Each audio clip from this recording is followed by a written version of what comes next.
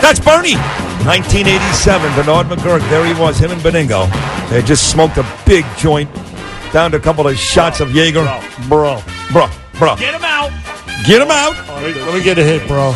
I can't wait to listen to Joe and Evan at 10 o'clock. Bro. Hear what they have to say. I think Mike McCagnon has been just destroying it here for the Jets. I got the money to spend, $83 million. So we'll take a little break from the Odell Beckham Jr. trade. We've had both Bob Papa, the voice of the Giants, and Paul Schwartz, who covers the Giants for the Post. Today we'll talk Jets. This guy's been on with us many times. He's terrific. Manish Mehta covers the Jets for the New York Daily News and has been a guest of mine for many, many years. Knows his Jet football. Manish, welcome back. How are you, pal? I'm good, guys. How are you? What's up, bro? Well, great. Big day for Jet fans. Just after midnight last night. As if the day wasn't crazy enough before that, they announced they signed C.J. Mosley 6 a.m. yesterday. They get Bell. Now, look, he gets the third most money guaranteed ever for a running back in history, right? Behind AP and Gurley, I guess. $35 million a year. But the truth is, he didn't break the bank with the Jets. And sitting out last season, he probably takes a loss over the next 4 or 5 years. $52.5 million, can make as much as 61, gets $35 million guaranteed. So looks like that was the best offer Bell could get. I think the Jets win big on this one. Yeah, I agree, without a doubt. Sid. Look, I think when you look at what he anticipated the market would be versus what the actual market would be, the only reasonable conclusion is that the Jets really hit a home run here. Now, look, they're paying him a lot of money. You cited, the initial numbers that came out, $35 million in guarantees. Let's see exactly how that's broken down. We'll have a better sense of that later today when you look at the structure of the contract. Oftentimes when a deal comes out, you get the general sense of what the deal is, but I want to find out how much money he's getting in cash in his first 2 years because he's a 27-year-old player. Let's see if he sticks around beyond 2 years, but you would certainly think that he would be here for 2019 and 2020. So I want to see what the real cash number is and compare that with Todd Gurley from a year ago and David Johnson from about a year and a half ago. So, just on this $13.125 million a year, that's much lower, I think, than what he certainly believed he would get. So he thought he'd get $15 million. His agent actually told Adam Schefter. Schefter reported today that his agent was still ready for this, quote unquote, trying to drum up interest even yesterday. This is a guy that has like more yards from scrimmage in his first 5 years than any back in history, and his agent was, quote unquote, trying to drum up interest. Wow. Well, look, there are a lot of factors surrounding Le'Veon Bell. It's not just the player on the field, because from a pure football perspective, I've always believed that he's the best player at his position. And now, look, clearly Todd Gurley, before he got injured down the stretch, is a dynamic player. You're seeing in New York, Saquon Barkley could overtake the reins of being the best all-around back in the NFL. But clearly Le'Veon Bell is a difference maker. But when you speak of Bell, you cannot ignore the fact that, A, he did not play last season, B, he has had 2 suspensions.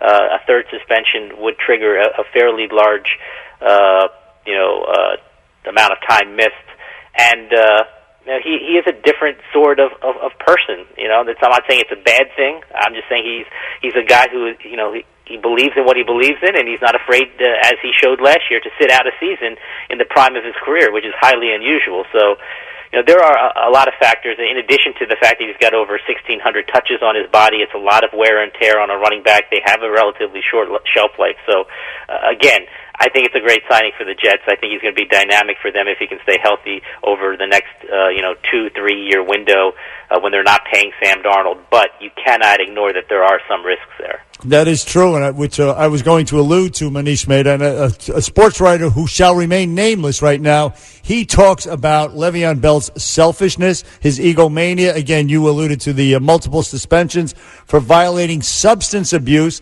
And also, he's putting a lot of time into his rap career. So, also, the Steelers players were not happy with him sitting out, and they expressed that vocally, publicly. So, he might not be the best guy in the locker room. Let's put it that way. Well, look, I'm going to disagree with that one. I think he's actually a very good teammate. Now, you can understand people in the Pittsburgh locker room being a little bit ticked off because they entered this season relying on Le'Veon Bell because they know how much of a dynamic player he is. But I did talk... The quarterback was pissed at both Bell and Antonio Brown. Absolutely, yeah. But I think that, and again, I don't want to absolve Le'Veon Bell from any blame, but I think that could be partly a Ben Roethlisberger issue as well.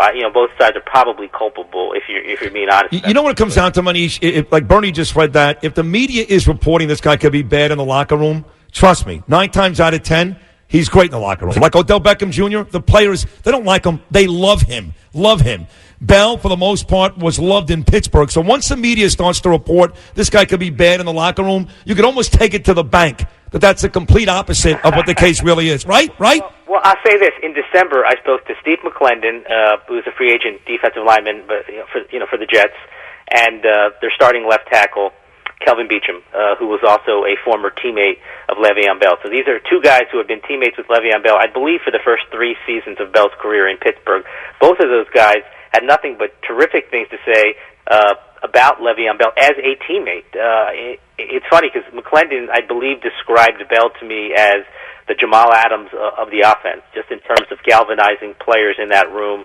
So I firmly believe he's a good teammate. We'll see. I don't believe that the guys that I spoke to had any reason to lie. I don't think they had any kind of motivation. This was in November. We spoke publicly. We also spoke privately. But even the private conversations, it was very similar. Like, this guy is a guy that you want from a football perspective in your room. Manish Mehta covers the Jets for the New York Daily News. He does a terrific job. So the Jets look like they were signing Anthony Barr, 4-time Pro Bowler, Minnesota Vikings, good edge rusher, perfect for a Greg Williams defense. Then we get news yesterday they signed even a bigger and better player in C.J. Mosley. And next thing you know, Anthony Barr says to New York, no thanks, and he signs a deal for less money to stay in Minnesota with the Vikings. Was it the Mosley signing? What was it that made Anthony Barr change his mind yesterday afternoon? Yeah, that was an interesting one because obviously nothing is official, as you know, until you put your name on the dotted line, and you can't technically put your name on the dotted line until free agency begins, which is not until 4 o'clock today. So these are verbal agreements, handshake, if you will, agreements, so guys can change their mind. Barr was interesting because this is a player, from the West Coast. He's a West Coast guy, really kind of ingratiated himself with the Minnesota area and the organization. He loved his coaches. Everything I was told was that by Monday night, actually, after he agreed to the Jet deal, by Monday night, the Vikings actually upped their offer. It wasn't as much ultimately as what the Jets were offering, but they did up their offer. The Jets were made aware of that late Monday night, so they knew they wanted to get C.J. Mosley or make a play for C.J. Mosley regardless, but I think they went kind of into overdrive when they suspected there was a possibility that Barr might change his mind late Monday night. So that's why you saw Mosley get this unbelievable historic contract, $17 million a year. Again, we'll get the details a little bit later, but on the surface, it's a deal that's much better than Luke Kuechly, and Luke Kuechly is the highest paid inside linebacker in the NFL. They're two different types of players. It would have been interesting to see how Greg Williams would have deployed Anthony Barr, because you mentioned edge rusher. He was an edge rusher at UCLA. He was an inside line, off-the-ball linebacker in Minnesota's 4-3 defense. Now, Greg Williams uses a 3-4 and a 4-3. He does a lot of multiple things, but I know that the Jets planned on playing him a little bit more on the edge, but they were also going to play him in a number of different spots, kind of a Swiss Army knife in their scheme. Right. So I thought that would have been a terrific pairing, having Barr there with Mosley. But, Mosley, who was really the heart of that Baltimore defense, isn't a bad consolation prize. Interestingly, Manish Mehta, the Jets do play the Browns this year, but on the way out, bottom line it for us, if not this year, are the Jets Super Bowl contenders? Come on. I don't know if they're Super Bowl contenders in 2018. Come on.